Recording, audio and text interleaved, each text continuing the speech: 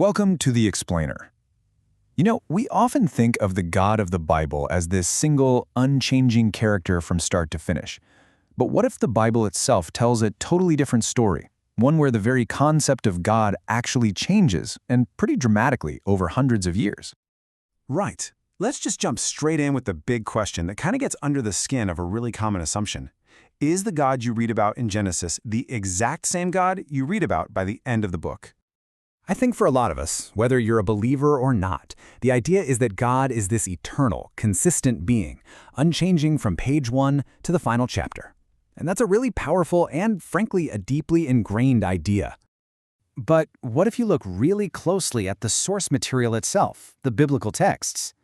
Well, when you do that, something else starts to emerge.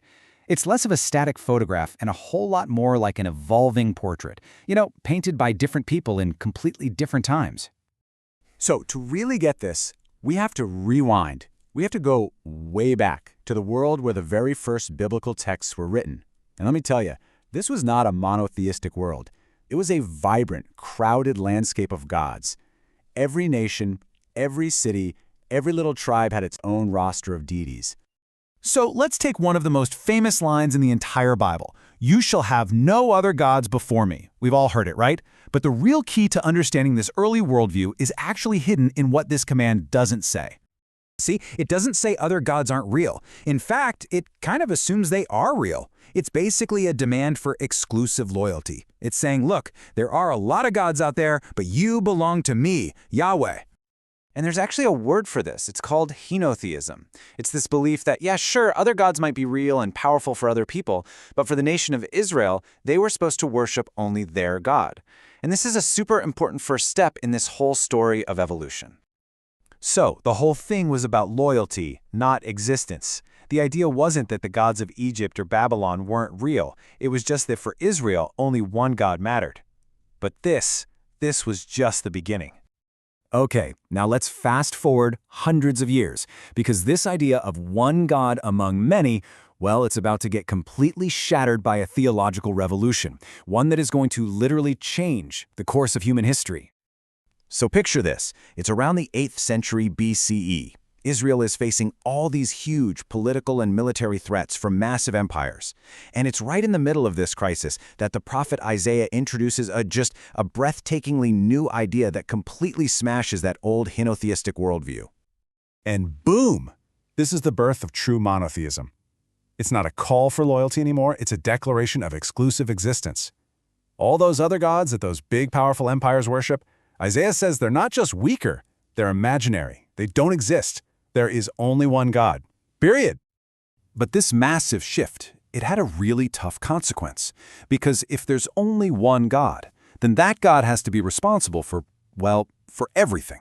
Not just the good stuff, like light and prosperity, but also the awful stuff, like darkness and disaster.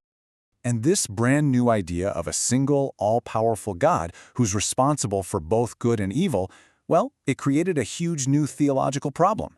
And it's one that the biblical writers themselves would wrestle with for centuries. The question became, how do you explain suffering?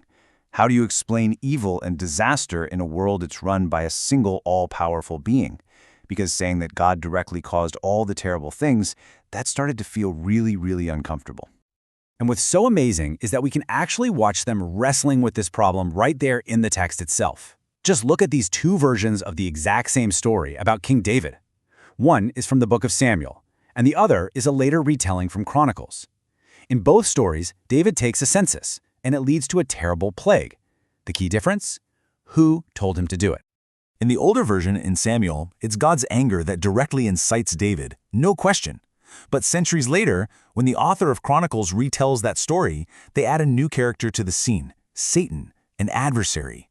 All of a sudden, it's not God who causes the sin anymore, it's this other figure. It's like a theological patch, right? It's designed to put some distance between God and being the direct source of bad things. But this wasn't just about trying to figure out who to blame for evil. The entire personality of God was getting more complex. As these writers grappled with who God was, the picture of his inner life became more nuanced, and surprisingly, a lot more human. So, for instance, on one hand, you get a passage also from Samuel that makes this really clear theological statement. God is absolute. He's unchanging. He doesn't feel regret like some fickle human. And yet, you can flip back to the famous story of Noah's flood in Genesis, and you get the complete opposite. You get a God who feels such deep, profound regret and pain over his own creation that he just decides to wipe it all out and start over. I mean, these aren't just different authors. These are fundamentally contradictory portraits of God's nature, living side by side in the same library of sacred texts. Okay, so we've been on this pretty wild journey through these ancient texts and their shifting ideas.